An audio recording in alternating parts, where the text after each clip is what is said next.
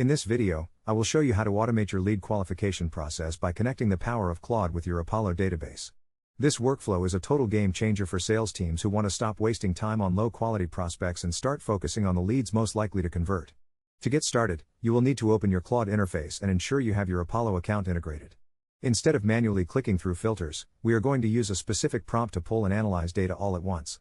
Start by asking Claude to look into your Apollo account to find 30 prospects.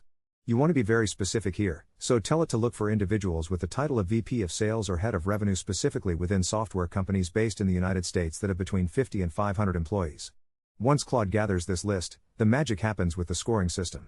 You should instruct the AI to score each lead based on your specific ideal customer profile weights.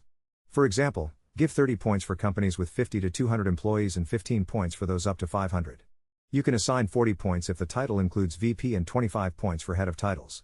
A great pro tip is to add a 30-point bonus if Apollo shows they are actively hiring for sales roles. Finally, ask Claude to output everything in a clean table sorted from the highest score to the lowest.